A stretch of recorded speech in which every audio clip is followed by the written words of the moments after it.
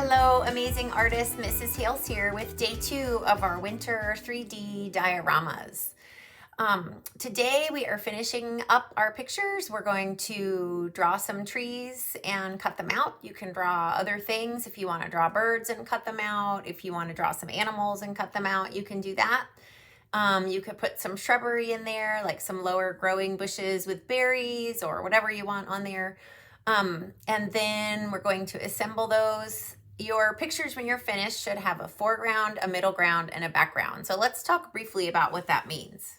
So in this landscape, in the foreground are some grasses and some shrubbery and some cows. In the middle ground is some water, a pond, and maybe those mountains or that landscape, that land right behind the pond. And then in the background, you have some mountains in the distance and some clouds. This cut paper illustration by a different paper artist named Alex Schultz, the bird and the branch are in the foreground. So that puts the snow in the middle ground and those buildings in the background. I don't really know where I'd put the stars. I guess you could put those either place. I think they're supposed to be in the background.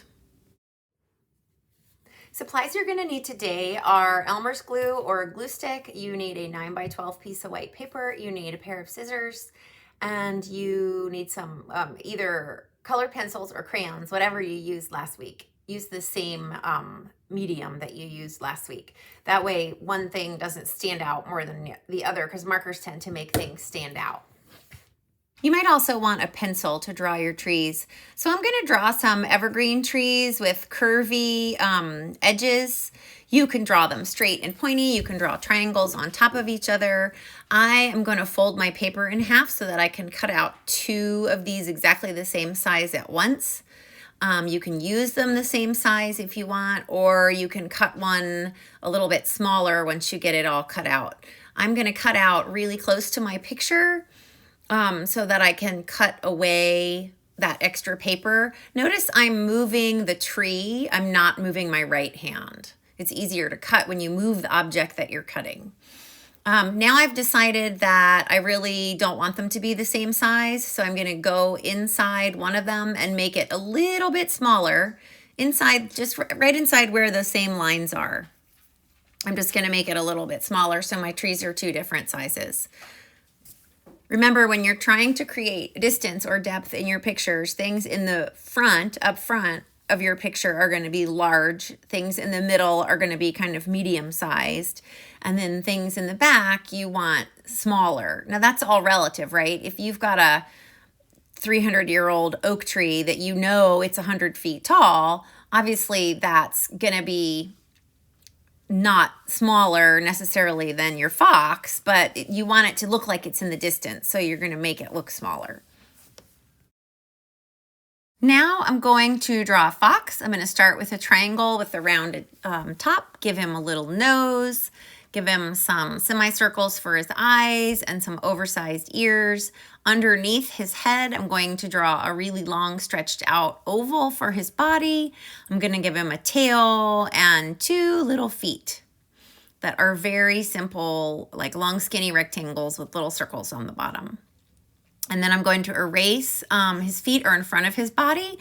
You can't see the body lines behind his feet, so I'm going to erase those. I'm going to color him in kind of fox brown and black.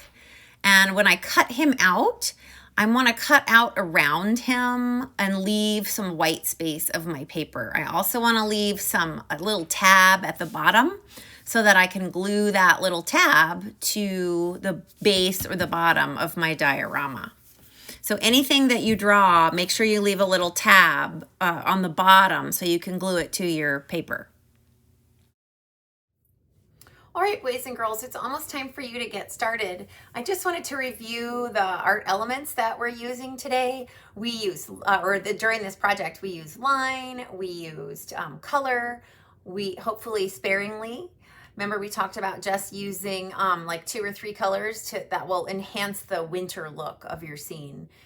So we used line, color, we used shape, we used form, we used, we used space, which sometimes we use and sometimes we don't, but you actually used space three-dimensional space because you had to work with height, width, and depth.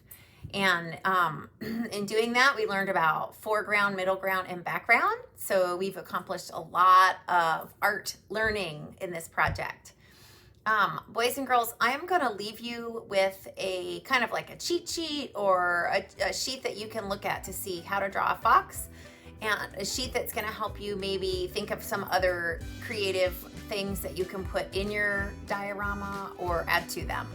I'll see you next time.